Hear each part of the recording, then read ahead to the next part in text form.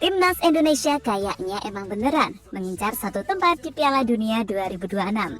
Hal itu semakin dipertegas dengan segala perubahan yang ada di awal tahun 2025 ini. PSSI telah membuat gebrakan besar dengan mendatangkan sejumlah pelatih dan pemain baru. Terbaru, Ketua PSSI Erick Thohir telah mengumumkan 3 pemain diaspora baru termasuk Joe Pelupessy. Joe sendiri dikabarkan akan menggantikan peran Jairo yang sampai detik ini masih belum mendapatkan izin dari pihak FIFA.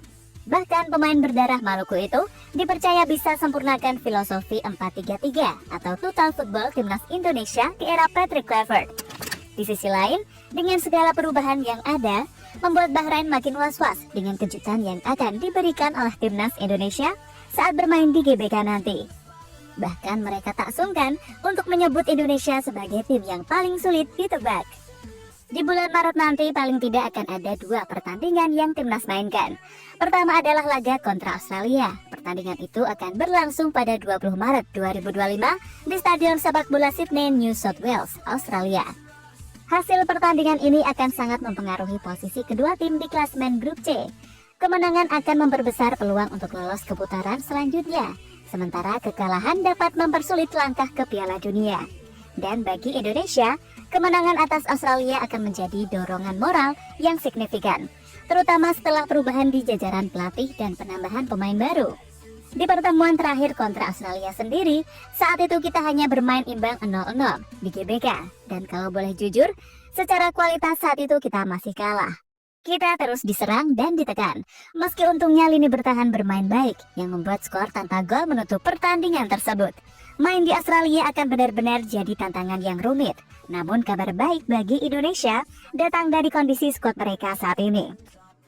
Kabarnya beberapa pemain kunci Australia mengalami cedera, seperti Harry Souttar yang mengalami cedera ruptur tendon Achilles yang memaksanya absen hingga 12 bulan. Alessandro Cercati yang mengalami cedera ligamen saat bermain untuk Parma di Liga Italia. Cedera ini membuatnya absen selama musim 2024-2025 sehingga tidak bisa tampil saat Australia menjamu Indonesia. Dan terbaru ada juga Kusini Yenggi. Striker Australia ini mengalami cedera lutut usai laga melawan Bahrain dan saat ini masih dalam proses pemulihan. Ia belum kembali bermain untuk Portsmouth, klubnya di kasta kedua Liga Inggris, sehingga diragukan bisa tampil melawan Indonesia. So, absennya ketiga pemain kunci timnas Australia ini bisa menjadi tantangan bagi pelatih Tony Popovic dalam menyusun strategi dan komposisi tim menghadapi Indonesia.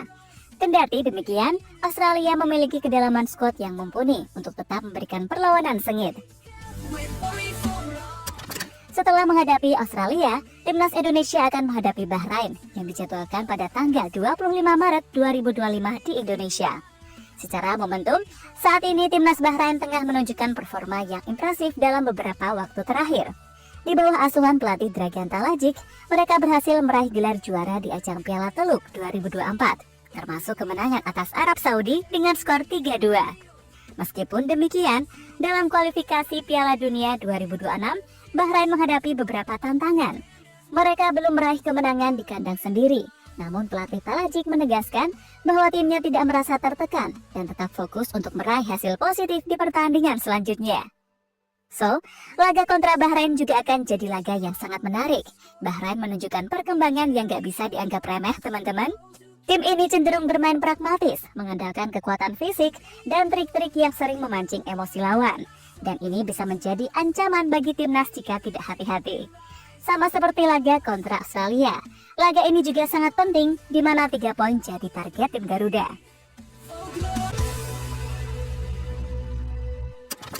Sementara itu, demi bisa amankan 1 tiket ke Piala Dunia 2026, sampai detik ini PSSI masih mengupayakan segala cara untuk terus menambah pemain keturunan baru.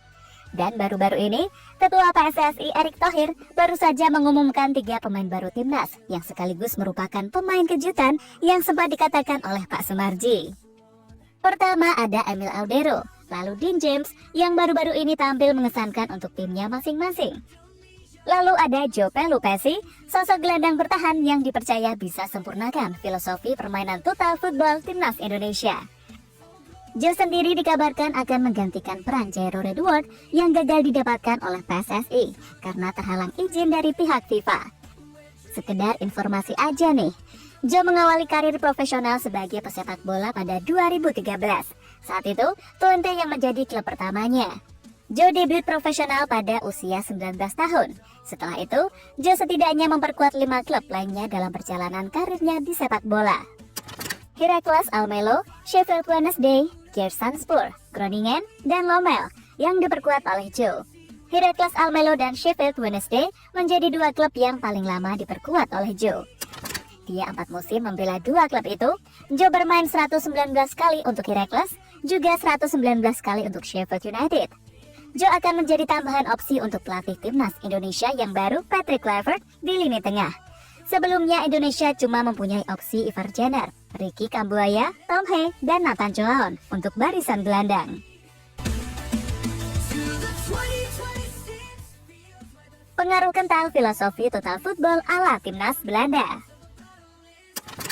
Dengan latar belakang sepak bola Belanda yang kental dari Patrick Kluivert dan Alex Pastoor, kemungkinan besar mereka akan menerapkan filosofi total football dalam melatih timnas Indonesia. Sebagai info, filosofi ini adalah filosofi yang menekankan fleksibilitas posisi di mana pemain dapat bertukar peran selama pertandingan, serta menuntut penguasaan bola yang dominan dan pergerakan tanpa bola yang aktif. Jika menerapkan total football, formasi yang acap kali dipakai adalah formasi 4-3-3. Karena formasi ini memungkinkan keseimbangan antara serangan dan pertahanan. Dengan 3 penyerang, tim dapat menekan lawan sejak lini depan, sementara 3 gelandang memastikan kontrol di tengah lapangan. Selain itu, tim ini juga akan memainkan sepak bola tekanan tinggi atau high press untuk merebut bola secepat mungkin setelah kehilangannya, mirip dengan konsep gegenpressing yang populer dalam sepak bola modern. Jika sistem ini digunakan timnas, lantas seperti apakah gambaran formasi dari tim Garuda? Kita telah gambarkan nih untuk teman-teman dengan formasi 4-3-3. Timnas Indonesia bisa menampilkan sosok Marten Pas di posisi kiper dengan 2 center back bisa diisi oleh Matthew Gers dan juga Jay Itzas. Gimana dengan fullback? Di kiri bisa dipasang Kelvin Verdom dan di kanan Kevin Dix. Untuk 3 gelandang, timnas bisa memakai Tom Hea, Jope Lupesi, dan Ivar Jenner. Dengan 3 penyerang bisa diisi oleh Rafa Struijk di kiri, Ragnar di tengah, dan oleh Romani dari sayap kanan. Ini sih keren banget menurut Mimin. Dan bukan tidak mungkin jika permainan timnas udah terjalin rapi, lolos ke Piala Dunia menjadi bukan mimpi yang mustahil.